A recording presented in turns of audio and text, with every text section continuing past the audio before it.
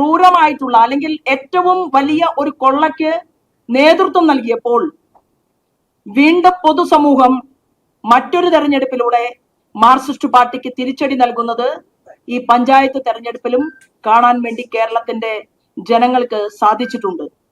അയ്യപ്പ സംഗമത്തിൽ മുഖ്യമന്ത്രിക്ക് ഒരു ദിവസം രാത്രി അന്തി ഉറങ്ങാൻ 2 ലക്ഷം രൂപ ചിലവഴിച്ചു എന്ന് പറയുന്നത് ഈ കമ്മ്യൂണിസ്റ്റ് പാർട്ടി എവിടെ എത്തി നിൽക്കുന്നു എന്നതിന്റെ സൂചകമാണ് എന്ന് കൂടി ഭാരതീയ ജനതാ പാർട്ടി പറയുകയാണ്. മിസ്റ്റർ MP രാജേഷ്, അദ്ദേഹം എക്സൈസ് മന്ത്രിയാണ്.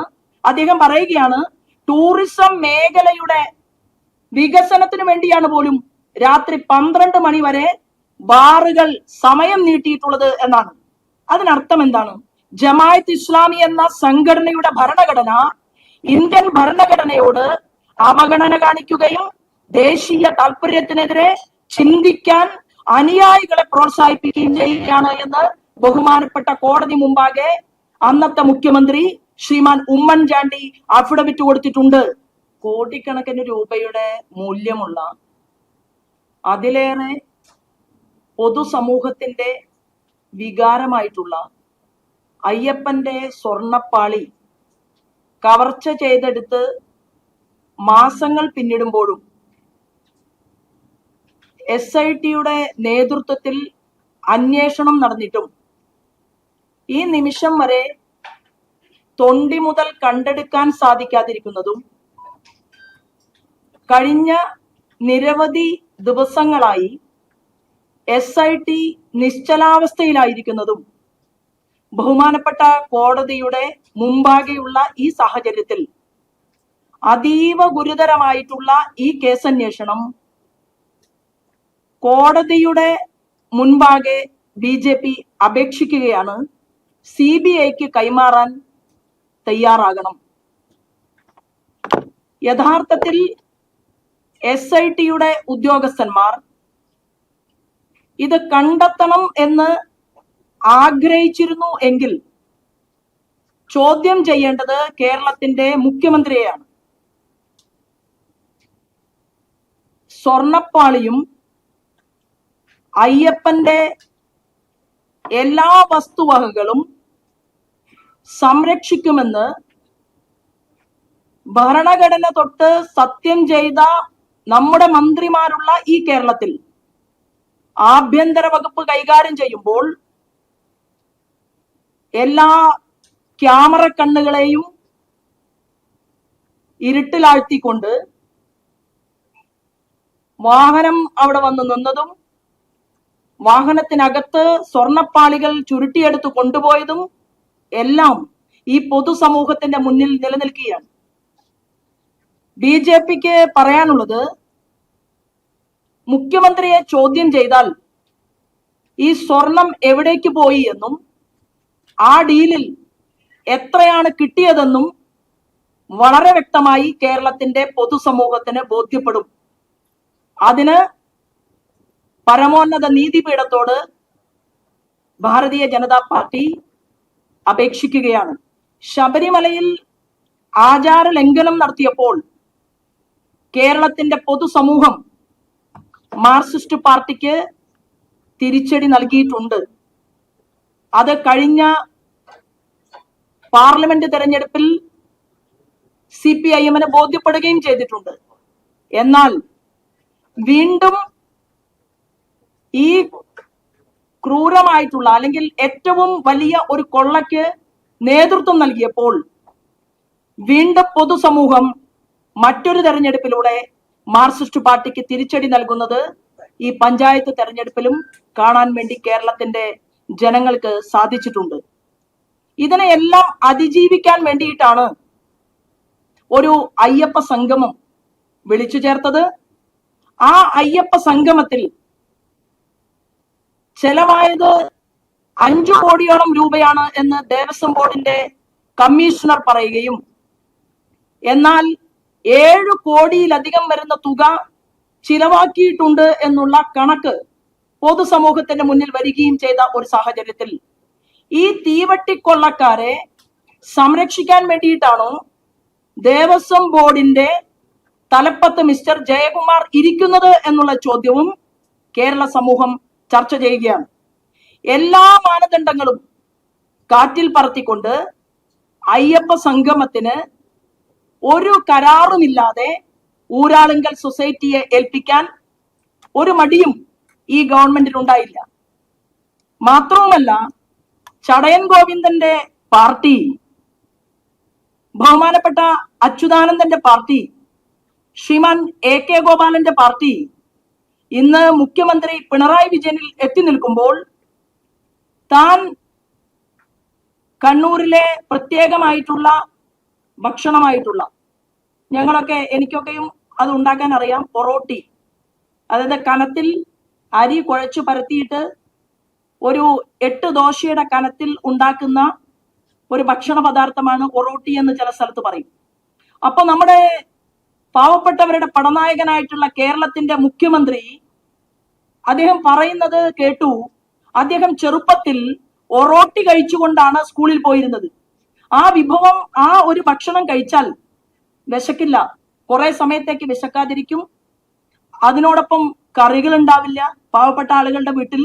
അപ്പൊ അങ്ങനെ പാവപ്പെട്ടവരുടെ വീട്ടിൽ ജനിക്കുകയും ഒരു കറി പോലും കഴിക്കാനില്ലാതെ ഒറോട്ടി മാത്രം കഴിച്ച് സ്കൂളിൽ പോവുകയും ചെയ്ത നമ്മുടെ കേരളത്തിന്റെ ഇന്നത്തെ മുഖ്യമന്ത്രി അന്നത്തെ കമ്മ്യൂണിസ്റ്റ് പാർട്ടിയിലേക്ക് കടന്നു വന്ന ആ ഒരു ബാല്യത്തെ കുറിച്ച് ഓർമ്മപ്പെടുത്തൽ നടത്തുമ്പോൾ അയ്യപ്പ സംഗമത്തിൽ മുഖ്യമന്ത്രിക്ക് ഒരു ദിവസം രാത്രി അന്തി ഉറങ്ങാൻ 2 ലക്ഷം രൂപ ചിലവഴിച്ചു എന്ന് പറയുന്നത് ഈ കമ്മ്യൂണിസ്റ്റ് പാർട്ടി എവിടെ എത്തി നിൽക്കുന്നു എന്നതിന്റെ സൂചകമാണ് എന്ന് കൂടി ഭാരതീയ ജനതാ പാർട്ടി പറയുകയാണ്. നല്ലവരായിട്ടുള്ള മാർക്സിസ്റ്റ് പാർട്ടിയിലെ സഖാക്കന്മാർ ഈ വിഷയത്തെക്കുറിച്ച് പരിശോധിക്കണമെന്നും കേരളത്തിൽ നിന്ന് അഖിലേന്ത്യാ തലത്തിലേക്ക് എത്തിയിട്ടുള്ള മാർക്സിസ്റ്റ് പാർട്ടിയുടെ അഖിലേന്ത്യാ ലീഡർ ശ്രീമാൻ MA ബേബി ഈ വിഷയത്തോട് അയ്യപ്പ മഹാസംഗമത്തിൽ മുഖ്യമന്ത്രി പിണറായി വിജയന് ഒരു രാത്രിയിൽ ഉറങ്ങാൻ 2 ലക്ഷം രൂപ ചെലവഴിച്ചതിനെ കുറിച്ച് പൊതുസമൂഹത്തോട് മറുപടി പറയണം എന്നും ഭാരതീയ ജനതാ പാർട്ടി ആവശ്യപ്പെടുകയാണ്. 2016 മാർക്സിസ്റ്റ് പാർട്ടി തിരഞ്ഞെടുപ്പ് സമയത്ത് കേരളത്തോട് പറഞ്ഞത് മദ്യവർജനമാണ് ഈ ഗവൺമെന്റിന്റെ മുഖമുദ്ര എന്നാണ്. 2016 സർക്കാർ അധികാരത്തിലെത്തുമ്പോൾ 29 ബാറുകളായിരുന്നു കേരളത്തിൽ പ്രവർത്തിച്ചുകൊണ്ടിരുന്നത്. ഇന്ന് കേരളത്തിൽ 884 ബാറുകൾ ഉയർന്നു കഴിഞ്ഞു. ചോദിക്കുന്നവർക്കെല്ലാം പെട്ടിക്കട കൊടുക്കുന്നത് പോലെ ബാറുകൾ അനുവദിച്ചു കൊടുക്കുന്ന ഒരു ഗവൺമെന്റായി പിണറായി വിജയൻ ഗവൺമെന്റ് മാറിയിരിക്കുകയാണ്. തെരഞ്ഞെടുപ്പ് പടിവാതിൽക്കൽ എത്തി നിൽക്കുമ്പോൾ ബാറിന്റെ പ്രവർത്തന സമയം അത് അർദ്ധരാത്രി വരെയായിട്ട് നീട്ടിക്കൊടുക്കാൻ തീരുമാനിച്ചു. ഇത് വലിയ ഒരു തീവട്ടിക്കൊള്ളയ്ക്കും മാർക്സിസ്റ്റ് പാർട്ടിക്ക് പണസമ്പാദനത്തിനുമുള്ള വേദിയാക്കി ഈ ബാർ മുതലാളിമാരുടെ കയ്യിൽ നിന്ന് കോടികൾ പിരിച്ചെടുക്കാൻ വേണ്ടിയിട്ടുള്ള തന്ത്രത്തിന്റെ ഭാഗമായിട്ടാണ് ഇത് അതീവ ഗൗരവത്തോടുകൂടി പൊതുസമൂഹം പരിഗണിക്കും എന്നുള്ള കാര്യത്തിൽ ഒരു തർക്കവുമില്ല. ഇതിന് കാരണമായി കഴിഞ്ഞ ദിവസം ചെറുപ്പക്കാരനായ ഭാവി കേരള പ്രതീക്ഷയോടെ നോക്കുന്ന ഏത് പാർട്ടിക്കാരനുമാകട്ടെ പ്രതീക്ഷയോടുകൂടി നോക്കേണ്ട ഒരു വ്യക്തി മിസ്റ്റർ MP രാജേഷ്, അദ്ദേഹം എക്സൈസ് മന്ത്രിയാണ്. അദ്ദേഹം പറയുകയാണ് ടൂറിസം മേഖലയുടെ വികസനത്തിന് വേണ്ടിയാണ് പോലും രാത്രി 12 മണി വരെ ബാറുകൾ സമയം നീട്ടിയിട്ടുള്ളത് എന്നാണ്. അതിനർത്ഥം എന്താണ്? ഇന്ത്യയിൽ ടൂറിസം വികസനത്തിന് വേണ്ടി ഏറ്റവും പേരുകേട്ട നിരവധി സംസ്ഥാനങ്ങൾ നമ്മുടെ നാട്ടിലുണ്ട്. ഗുജറാത്ത് ഇന്ത്യയിൽ 4ാം സ്ഥാനത്താണ്. ആ ഗുജറാത്തിൽ സമ്പൂർണ്ണ മദ്യവർജനമാണ്. അപ്പൊ സമ്പൂർണ്ണ മദ്യവർജനമുള്ള ഗുജറാത്തിൽ 18 കോടി ആളുകൾ ഒരു വർഷം ആ ഗുജറാത്തിൽ വന്ന് ടൂറിസത്തിന്റെ ഭാഗമായിട്ട് ആ നാടിനെ കാണുന്നു, ആ നാടിന്റെ ആത്മീയ ടൂറിസത്തിൽ പങ്കെടുക്കുന്നു, അവിടുത്തെ വികസനത്തെ കുറിച്ച് ടൂറിസ്റ്റുകൾ പരിശോധിക്കുന്നു, പഠിക്കുന്നു, ആ നാട് കണ്ട് തിരിച്ചു പോകുന്നു. എങ്കിൽ 2 കോടിയിലടുത്ത് മാത്രം ടൂറിസ്റ്റുകൾ വരുന്ന കേരളത്തിലെ യുവാവായിട്ടുള്ള ഒരു മന്ത്രി പറയുകയാണ് ഇവിടെ ടൂറിസ്റ്റുകൾക്ക് വേണ്ടിയാണ് ബാറിന്റെ സമയം നീട്ടിക്കൊടുത്തത് എന്ന് പറഞ്ഞാൽ കള്ളു കുടിക്കാൻ വേണ്ടിയിട്ടാണോ കേരളത്തിലേക്ക് ടൂറിസ്റ്റുകൾ വരുന്നത്? അതാണോ കേരളത്തിന്റെ വകുപ്പ് മന്ത്രിയുടെ ഭാഷ? ഈ കേരളത്തിൽ അഡ്വഞ്ചർ ടൂറിസത്തിനെ വർദ്ധിപ്പിക്കാൻ, ആത്മീയ ടൂറിസത്തിനെ വളർത്താൻ, ഈ കേരളത്തിലെ യുവാക്കൾക്ക് തൊഴിൽ കിട്ടാൻ സാധിക്കുന്ന രീതിയിൽ നമ്മുടെ കേരളത്തെ കുറിച്ച് ലോകം അറിയേണ്ടത് ദൈവത്തിന്റെ സ്വന്തം നാട് എന്നാണ്. ആ നാട്ടിലേക്ക് വരുന്ന ടൂറിസ്റ്റുകൾക്ക് വേണ്ടി ബാറിന്റെ സമയം നീട്ടിക്കൊടുത്തു എന്ന് പറഞ്ഞുകൊണ്ട് നമ്മുടെ നാട് കാണാൻ വരുന്നവരെ കൂടി അപമാനിക്കുന്ന സമീപനമാണ് ഒരു വകുപ്പ് മന്ത്രിയുടെ ഭാഗത്തു നിന്നുണ്ടായത്. അത് അത്യന്തം ലജ്ജാകരമാണ്, അത് കുറ്റകരമാണ് എന്നുകൂടി ഭാരതീയ ജനതാ പാർട്ടി പൊതുസമൂഹത്തോട് അറിയിക്കുകയാണ്. കഴിഞ്ഞ ദിവസം ബഹുമാനപ്പെട്ട പ്രധാനമന്ത്രിയെ ബഹുമാനപ്പെട്ട കാന്തപുരം അബൂബക്കർ മുസ്ലിയാർ സന്ദർശിക്കുകയുണ്ടായി. ആ സന്ദർശനത്തിനു ശേഷം അദ്ദേഹം പുറത്തിറങ്ങിക്കൊണ്ട് പറഞ്ഞു, ഈ രാജ്യത്ത് മുസ്ലിം ജനത വളരെ സന്തോഷത്തോടു കൂടിയാണ് ജീവിക്കുന്നത് എന്ന് അദ്ദേഹത്തിന്റെ വാക്കുകളിലൂടെ വ്യക്തമാക്കിയിട്ടുണ്ടായി. എന്നാൽ കാന്തപുരത്തിന്റെ വാക്കുകൾ കേട്ടതിനു ശേഷവും കേരളത്തിന്റെ പ്രതിപക്ഷ നേതാവ് ശ്രീമാൻ വി.ഡി. സതീശൻ പറയുന്നത് കാര്യങ്ങൾ അങ്ങനെയല്ല എന്നാണ്.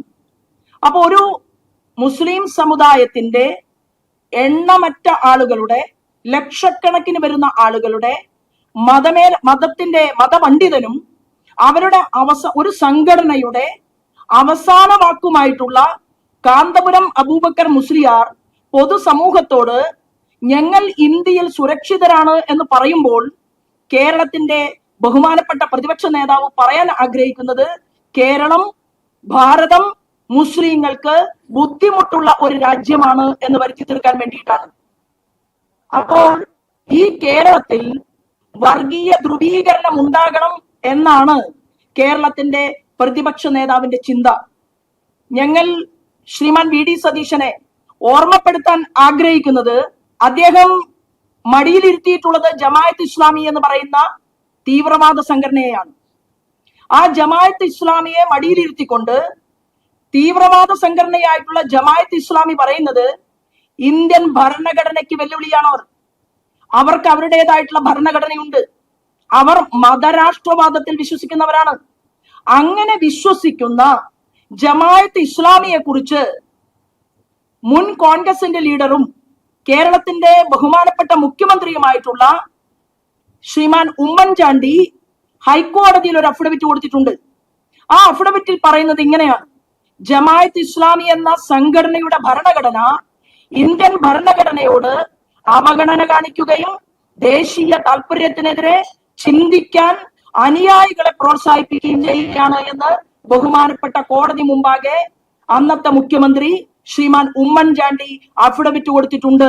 വി.ഡി. സതീശൻ മുഖ്യമന്ത്രി ഉമ്മൻചാണ്ടിയുടെ നിലപാടിനെ തള്ളിപ്പറയുകയാണോ കേരളത്തിൽ? ആ ചോദ്യം ഭാരതീയ ജനതാ പാർട്ടി ഉയർത്തുകയാണ്. രണ്ടാമതായി, മുസ്ലിം യുവാക്കളെ മുഖ്യധാരയിൽ നിന്ന് വഴിതെറ്റിക്കാൻ ശ്രമിക്കുന്ന ആശയം കേരള സമൂഹത്തിന് ജമാഅത്ത് ഇസ്ലാമി വെല്ലുവിളിയോടെ ഉയർത്തുകയാണ് എന്ന് സമസ്തയുടെ സമ്മേളനം കേരളത്തിന്റെ പൊതുസമൂഹത്തോട് ചർച്ച ചെയ്തിട്ടുണ്ട്.